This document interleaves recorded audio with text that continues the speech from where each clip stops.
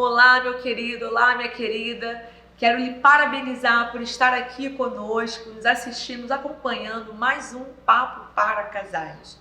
E quero pedir também para você dar o seu like aí e também compartilhar esse link para os casais, para as pessoas que você achar que poderiam estar participando conosco também. O assunto de hoje vai ser bem interessante, não é verdade, amor? Isso mesmo, Tati. O assunto de hoje é muito importante, um assunto presente em todas as famílias e muitas vezes as pessoas nem dão a devida confiança e atenção para ele. Nós vamos tratar sobre planejamento. Planejamento familiar, no episódio de hoje, planejamento financeiro. E a nossa ideia é que nos próximos episódios nós tratemos também sobre outras áreas que envolvem o planejamento na família. Sim, então será muito importante. Lembrando também para você que está aqui nos acompanhando, se você tiver alguma sugestão também de tema, você pode aí colocar para nós, tá bom? Que também nós iremos buscar aí atender o seu pedido. Então vamos lá para o assunto de hoje. Planejamento para nós que somos brasileiros é um grande desafio. Exatamente, mas é possível. Não, claro que é possível. É possível porque nós precisamos ter disciplina e nós precisamos de ações práticas na execução do planejamento. Nós precisamos tirar do papel o planejamento. Mas antes de ter planejamento, nós precisamos ter um foco. O que eu quero? Um objetivo a ser alcançado. Um objetivo a ser alcançado. E aí logo de cara, o que eu quero para a minha vida, que tange para minha família, o que eu quero para minha família. Porque preste atenção, planejamento nós podemos realizar qualquer um. Eu posso analisar o planejamento que foi muito bom do fulano A, fulano B, fulano C, e você pode fazer os mesmos, né? Só que esse planejamento, ele não vai ser assertivo para a sua vida. Por quê? Porque ele não foi feito para você dentro da sua realidade. Nós precisamos adaptar para a nossa realidade. E aí existem alguns textos bíblicos, eu destaquei Lucas capítulo 14, do verso 28 ao 30, que diz assim: qual de vocês, se quiser construir uma torre, primeiro não se assenta, calcula o preço para ver se terá dinheiro suficiente para completá-la? Pois se lançar o alicerce e não for capaz de terminá-la, todos os que a virem rirão dele, dizendo: este homem começou a construir e não foi capaz de terminar. Quando não existe um planejamento na família, nós iniciamos, mas não concluímos muitas ações. Exatamente. E aí nós podemos ter objetivo, mas se não tiver planejamento, o objetivo não é alcançado. Nós podemos ter planejamento, mas se não tiver objetivo, nós iremos chegar a lugar nenhum. Sim. Né? Então precisa não vai tirar da teoria e colocar na prática. Exatamente. Então precisa andar lado a lado, né? Um do outro aí. E nesse tópico, no tópico de hoje, nós vamos falar sobre planejamento financeiro. Esse assunto é bem interessante, na verdade. Independente das circunstâncias, nós podemos ter um planejamento financeiro. Sim. Independente das circunstâncias ao redor da sociedade, do mundo de uma forma geral, isso não impede de termos um planejamento financeiro. E nós temos alguns tópicos que eu gostaria de destacar com vocês. O primeiro tópico para um planejamento financeiro eficaz é consagração. A palavra de Deus vai dizer em Provérbios 16:3 assim, consagre ao Senhor tudo o que você faz e os seus planos serão bem-sucedidos. Nós precisamos aprender a consagrar a Deus tudo aquilo que nós estamos planejando. Sim. Nós precisamos aprender a consagrar ao Senhor tudo. A Bíblia, quando fala que tudo, é tudo. Muitas vezes nós falhamos porque planejamos e não consagramos. Sim. E quando consagramos, de fato, a gente já elimina muitas coisas desnecessárias, né? Exatamente. Porque, às vezes, a gente acaba colocando, investindo, né? Gastando o nosso dinheiro que foi feito com muito suor em coisas bobas, né? Desnecessárias, podendo investir em outras situações que talvez iriam te levar em lugares, em questões bem melhores do que você gostaria de estar no momento. E aí a gente pensa nessa questão da consagração, ela faz com que o objetivo muitas vezes seja alcançado. Sim, sim. Porque você rega um sonho da família, você rega um planejamento familiar na base da oração. Sim. Muitas vezes nós fazemos algumas orações e até nos esquecemos daquilo que oramos. E Deus lá na frente, Ele responde. Sim. E aí nós precisamos entender o quão importante é, na vida familiar, nós consagrarmos ao Senhor todas as áreas da nossa vida e principalmente a nossa vida financeira. Dentro disso que a Tati falou aqui, eu quero destacar o segundo ponto. Um segundo ponto que faz com que desperdícios aconteçam é o contentamento. Nós precisamos, e a palavra de Deus vai dizer em Filipenses 4, de 11 a 12, assim: pois aprendi a adaptar-me a toda e qualquer circunstância. Sei o que é passar necessidade, sei o que é ter fartura. Aprendi o segredo de viver contente em qualquer situação. Nós precisamos, irmãos, aprender e pedir ao Senhor para que gere sobre as nossas vidas um espírito de contentamento. Independente do que possa estar acontecendo, eu estou contente por aquilo ali, eu estou satisfeito por estar vivendo aquela realidade. E assim, em família, quando nós temos a vida a dois, um relacionamento saudável, independente da situação, independente da circunstância, o contentamento sempre vai acontecer, mesmo diante de circunstâncias contrárias. Mas lembrando, amor, que para ter o contentamento, eu preciso saber o que eu quero. Sim, você precisa ter um objetivo. Precisa ter um objetivo, né? Porque às vezes a pessoa ela pode estar ali já sendo o próprio, está contente, mas ao mesmo tempo insatisfeita. Sim. Insatisfeita por quê? Porque ela não sabe nem o que ela quer. Agora, Tati, contentamento não tem nada a ver com acomodação. Sim. Tem algumas pessoas E nem com fartura. que acomodaram naquela situação e não, estou satisfeito. Não, não é isso. Sim. Não é essa, a proposta não é essa. Contentamento também não significa que eu sou farto, né? Farto de dinheiro, de bens materiais. Não é isso. Sim, senão a pessoa vai Não se é inclinar para o lado do amor ao dinheiro, Não que é Tiago isso. diz que é a raiz de todos os males. O contentamento é você estar bem consigo mesmo, né? Com as questões que estão ali ao seu redor, satisfeito. E aí a gente tem alguns joguinhos de palavras aqui que a gente pode fazer para poder te facilitar mais essa questão do contentamento. Por exemplo, necessidade versus desejo.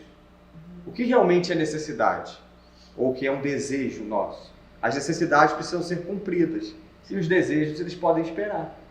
Um outro jogo é a expectativa versus a realidade. Qual a sua expectativa com relação a alguma conquista, por exemplo, no âmbito material? E qual é a sua realidade? Hoje você tem condições para essa conquista ou apenas é uma utopia? Apenas é algo que você deseja, mas que você criou uma expectativa tamanha que ela não vai se cumprir. E aí, desses jogos, né, de palavras que você está colocando aqui, em questões do presente e da possibilidade do futuro, nós podemos regar, né? Nós podemos...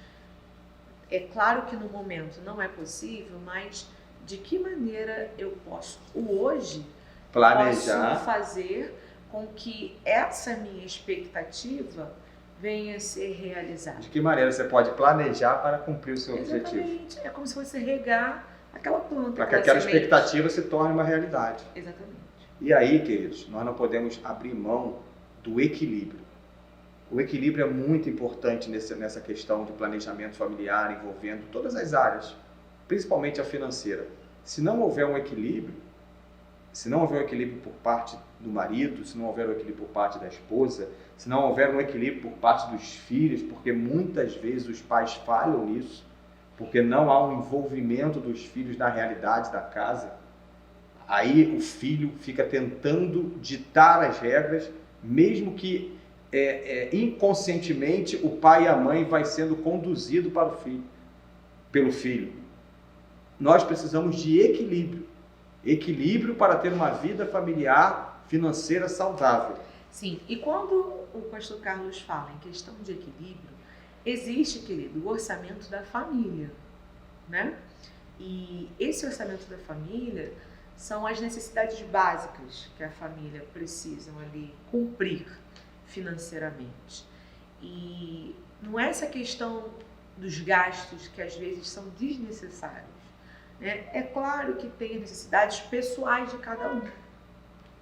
E aí, o pastor Carlos ele vai trabalhar melhor isso aqui com a gente, que ele já trabalhou nessa área em várias empresas em alguma época aí da vida, então ele já fez cursos também, então ele tem propriedade para falar um pouco aqui.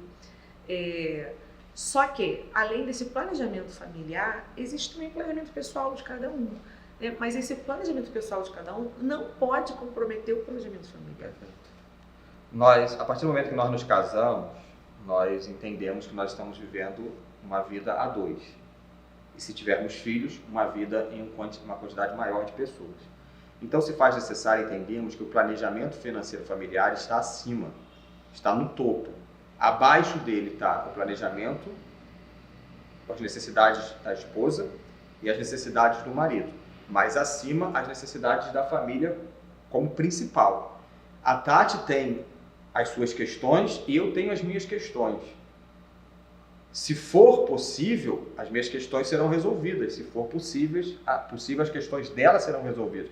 Mas sempre dentro de uma conversa, sempre dentro de um acordo, sempre dentro de um entendimento de que o planejamento familiar é algo muito maior. É claro que também não é aquilo, a esposa quer adquirir alguma coisa, tem que, tem que ligar para o marido naquela hora, amor, eu estou aqui em tal lugar. Não, aí também não. Eu acho que precisa ter um combinado. Precisa ter um acordo, precisa ter um limite, até onde ela pode ir, até onde você pode ir na sua individualidade, sem comprometer o orçamento familiar. É muito importante você, entender que os dois precisam abraçar esse planejamento. Eu discordo um pouquinho de uma teoria, uma coisa pessoal minha, quando diz que o planejamento familiar tem que estar na mão daquele que é mais equilibrado no lar. Eu acho que não. Eu acho que o planejamento familiar tem que estar na mão dos dois. Os dois precisam saber o que está acontecendo. Sabe por quê? Porque senão eu que sou mais equilibrado ou ela que é mais equilibrada com as finanças vai tomar para si aquela responsabilidade e vai só informando. E o outro que não é tão equilibrado assim, ele não consegue entender o que está acontecendo, porque a visão dele é limitada para o assunto. E aí vai chegar uma hora que vai dar o conflito. Então, se os dois estão juntos na alegria ou na tristeza, se os dois estão juntos na fartura ou na escassez, os dois estão juntos. Então, é muito importante os dois estarem juntos, sentarem ali, conversarem, falar, tá desse jeito, esse mês está assim, esse mês foi dessa maneira, essa área aqui tem que segurar, essa outra. Então, o diálogo é muito importante e o envolvimento, até dos filhos, viu? Sim. Até dos filhos é importante haver esse envolvimento. E assim, um outro passo que nós precisamos dar é a sabedoria. Para lidar com dinheiro, precisa de sabedoria. Muitas vezes nós queremos um aumento salarial, mas se não tiver sabedoria, não vai adiantar de nada. Nós precisamos de sabedoria na administração dos recursos, precisamos de sabedoria para poder, conduzir esse assunto tão importante. E a Bíblia diz que o Senhor pode, nos dá sabedoria. Provérbios 3 diz assim: como é feliz o homem que acha a sabedoria, o homem que obtém o entendimento, pois a sabedoria é mais proveitosa do que a prata e rende mais do que o ouro. Então está provado aqui, a sabedoria é mais proveitosa do que a prata e mais proveitosa do que o ouro. Você não precisa de dinheiro, você precisa de sabedoria. Exatamente. Nós precisamos de sabedoria. Porque o dinheiro quem faz somos nós, né? O dinheiro não pode nos fazer. Não pode nos dominar, né? O dinheiro não pode nos dominar. Nós não podemos trabalhar por dinheiro, jamais. É claro, o dinheiro ele não traz a felicidade. O dinheiro ele pode nos oferecer oportunidades para a felicidade. Sim. Né? Mas se nós não tivermos a sabedoria, o dinheiro ele pode ser um grande vilão de uma grande destruição para as nossas vidas. E para concluirmos esse vídeo, esse assunto, para nós que somos os cristãos, faz parte da nossa consagração a devolução dos dízimos e Exatamente. as ofertas. É algo que faz parte da nossa vida cristã, do nosso compromisso com a obra de Deus. Então eu queria aqui deixar um desafio para você, marido, para você, esposa, sentarem e conversarem sobre esse assunto. Se vocês ainda não têm planejamento familiar, financeiro, façam isso. Sentem-se à mesa, mas prestem bem atenção. Planejamento familiar, financeiro vai muito além de pegar uma planilha e colocar as dívidas. Não, é planejamento. É aquilo que falamos no início. Aonde você quer chegar? Objetivo. Qual o seu objetivo de vida? E assim, queridos, tudo é possível, tá? Eu lembro muito daquele texto que fala, né? Assim como Abraão creu contra toda a esperança e a esperança creu, né? Trouxe à existência aquilo que não existe como se existisse. Nós queremos convidar você a de fato sonhar, sonhe alto. Basta planejar e entregar e consagrar nas mãos do Senhor Jesus. Tudo é possível para aquele que crê no Senhor Jesus. Que Deus abençoe a sua vida, que Deus abençoe a sua família e que Deus abençoe os seus sonhos. Que o seu planejamento familiar financeiro se torne uma grande bênção e que você realize tudo aquilo que o Senhor tem preparado para a sua vida. Amém. Fiquem na paz. Deus abençoe.